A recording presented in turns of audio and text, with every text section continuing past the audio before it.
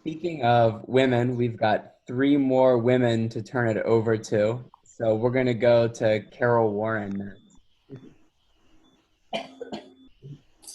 Well, hey everybody. Hi. Um, it's wonderful to see the names of so many friends in the list of participants. Hi everybody. It's great to see you here. Um, I am so proud and pleased to say that I am a 10th generation West Virginian.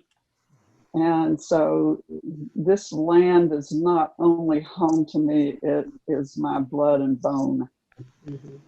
Um, and I have always felt that way. I got involved with CCA um, through the good offices of a friend.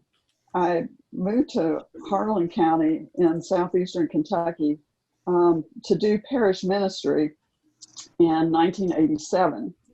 And I hadn't the foggiest idea how to structure such a ministry. Um, and so, wisely, as it turned out, decided not to try to start programs, but to hook into programs that were already successful and see what I could learn and how I could accompany people. And since I always loved stories and my degrees are in English, it seemed that the adult reading program would be a good fit for me. And it happened to be directed at that time by Rochester, Minnesota Franciscan sister, Mary Cullen.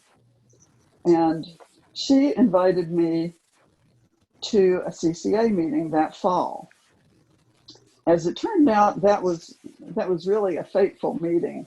Um, it it wasn't an easy meeting, and it wasn't always a pleasantly toned meeting, shall we say, because it was about models of ministry.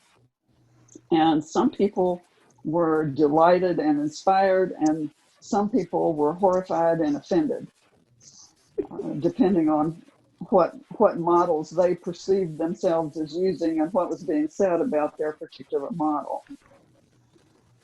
The model that I really had wanted to do was to be a ministry of accompaniment, to do things with people rather than for people. And because with with my own knowledge of Appalachian people, I had always found them to be extremely resourceful and extremely smart, whatever their level of education was. And just because you didn't have degrees but behind your name didn't mean that you weren't extremely intelligent. And so I was involved with the literacy program for a number of years and did recorded interviews with some of the students and made little booklets out of what they said that were at about the right reading level for most of our students, and showed people that their stories were valuable and they needed to tell them. So that was kind of how I got involved. Um, I'm grateful that Eddie started out with the playing of "This Land is Home to Me" and mentioning that that was a woman that wrote that. Um, there were a lot of women involved in CCA at the time that I was on the board in the early 90s. And one of the things that I loved was "This Land is Home to Me." I had gotten so that I really cared for that document and thought that it was wonderful and inspiring. But by the early 90s, it was also evident that a lot of things had changed, and there were issues that were pressing at that time that had not been as pressing in 1975. So I was at actually a Pax Christi meeting, I believe, with Bishop Sullivan, and said to him, Bishop Sullivan, I love "This Land is Home to Me," but could we update it? Could we get Joe to write some more material and insert some things in it to bring it more up to date? And Bishop Sullivan said, "Let me think about that." So he must have talked to a lot of other people about it, because eventually, one of the next times I saw him, he said, "No," he said, "no, that document is a classic. in the way that it is. We don't want to touch that. Let's get Joe and we'll do another one. So he formed a consulting team, which I was privileged to be part of. And there are a number of people on this call who were a part of that too. Hi, Marcus and Glenda. And so we started that out.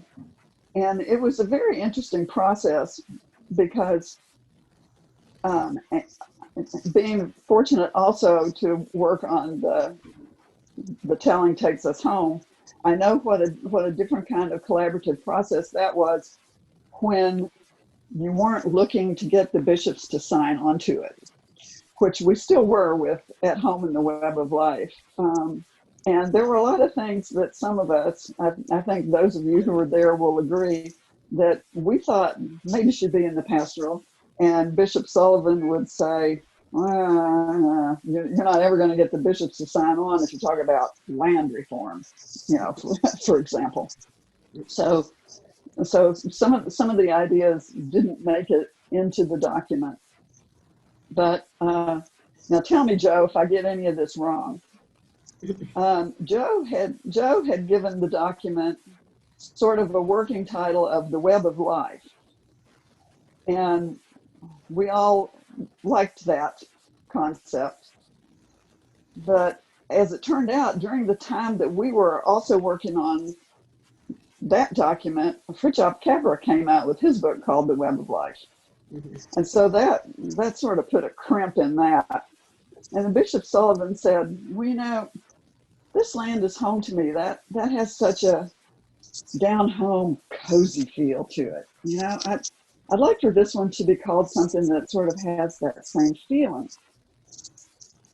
So we all sort of sat there gazing at our navels for a few minutes and then started, throwing out sort of some alternative titles. And I said, how about At Home in the Web of Life?